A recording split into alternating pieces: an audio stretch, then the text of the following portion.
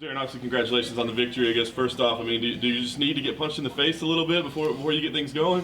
I mean, it definitely seems like that, but more than anything, somebody like Johnson, he has fast hands, and I don't have the quickness that he has. So I mean, I had to slow him down. I had to make him work. I tried to keep my defense as high as I could. When I take those shots, I was trying to absorb the big punches.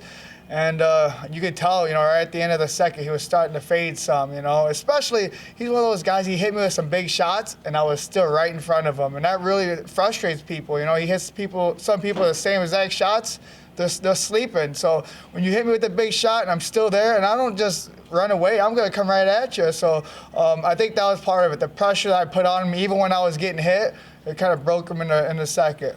Were you surprised at all how things played out in the first? I mean, he did look very fast. We didn't really know what to expect of him at featherweight, so did he surprise you at all? Man, he surprised me with, I knew he was going to be fast. We worked a lot on it, but he just surprised me with a lot of things.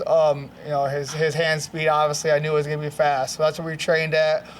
His power, he hits hard. I mean, I got stunned pretty good one time, but I recover fast. That's part of my cardio. So he didn't come out here and surprise me with as much, but he definitely is a tough opponent, and he definitely has quick hands, one of the fastest hands guys I went against. He was defending the choke pretty well when you got in position, but then suddenly you were able to work it in. What happened? What was it that you were able to work it? Because he was pulling their hands away pretty good for a bit. Yeah, we just talked about settling in this whole camp. I get on the back all the time. I'm in a lot of positions. I take people's back. I have the most submissions attempt in the division, but guess what? I have no submissions in the UFC until tonight.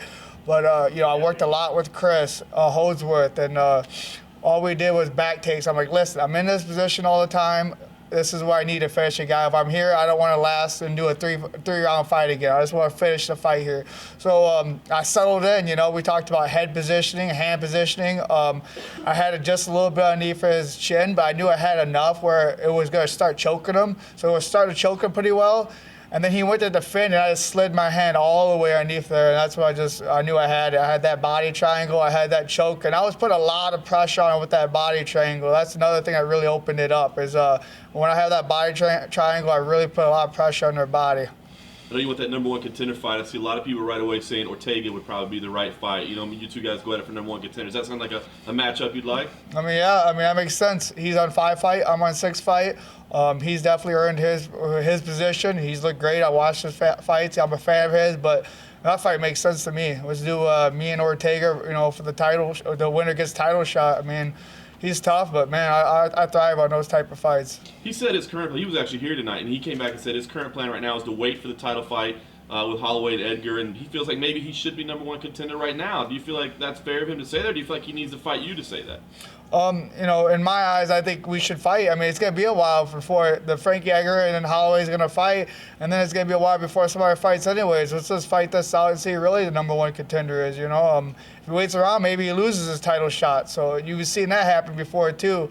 So as far as I'm at, I don't think I'm going to wait it out because I don't think I'm going to get it. So let's fight for the number one contendership.